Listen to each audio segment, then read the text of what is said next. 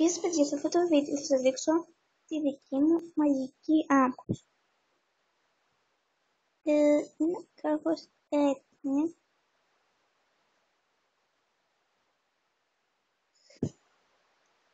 Και έξω. Δεν νομίζω θα θέλετε να τη φτιάξετε. Άμα δεν θέλετε να τη φτιάξετε, θα πω πώς τη φτιάχνετε. Ας λοιπόν σας δείξω. Τελικά είναι πολύ απλά. Θα χρειαστείτε ένα μπολ.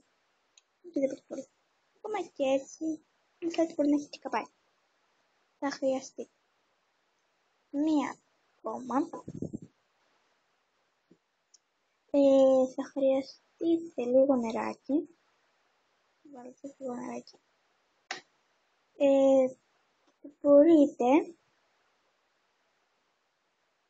Θα χρειαστείτε για πούδρα νομίζω. Μια πούδρα για να βοηθήσει στο χρώμα αλλά και λίγο στην ηλικία. Και θα σας δείξω τι κάνω. Θα πάρετε λοιπόν, ας πούμε τώρα, εδώ τα γονίδια που έχετε ξύσει. Είναι γονίδια. Ναι, κομμάτια. Θα τα θα βάλετε την πέρα από το γονίδι σας.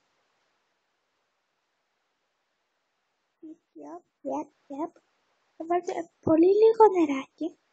Θα το ανακατέψετε με το χέρι σας ή με οτιδήποτε. Θα ανακατέψετε. Βάλτε και λίγο που θα πάρετε το ανακατεύετε και σας βγει αυτό πέρα. Αν σας πέσει λίγο παραπάνω νερό, μια σταγόνα θα φτιάξετε να βάλετε πώς κάνετε. Μια σταγόνα σε οτιδήποτε. Αν σας πέσει λίγο παραπάνω νερό, θα το αφήσετε και θα στεγνώσει. Καλά, αν σας πέσει πάρα πολύ, θα σας γίνει χάρη. Αλλά αν σας πέσει λίγο, δεν πεθαίνει.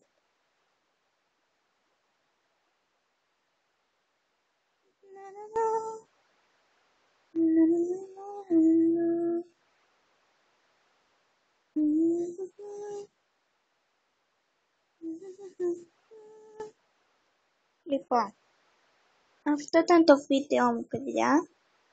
Αν σας άρεσε, κάντε like και μπορείτε να κάνετε και εγγραφή. Σας παρακαλώ, κάντε μία εγγραφή, μία μόνο. Σας παρακαλώ. Να αξίζω. Δεν ξέρω αν αξίζω, εγώ θέλω πάντα να κάνετε μία εγγραφή. Μόνο μία εγγραφή, μία εγγραφή.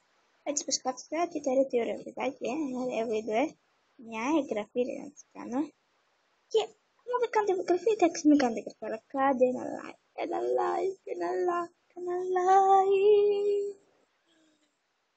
Καλά μου δεν μου κάνετε like, απλώς κάντε μου ή έκανα από το 2 και μου θέλετε να είσαι τόσο καλός, κάντε μου και τα 2 και θα με βοηθήσετε πολύ.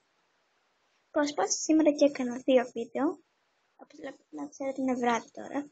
Δεν είχα και πολύ χρόνο. Προσπάθησα να τελειώνω τα μαθήματά μου. Πώς και καλά δεν μπορούσα. Δεν τελείωσα βράδυ. Και μας βάζουμε λίγο πολύ. Να σας πω το οριστικό γεια σας. Γεια σας, άμα θέλετε κάντε like. Και μια εγγραφή γιατί με βοηθάει να προχωρήσω στο επόμενο βίντεο. Γεια σας παιδιά.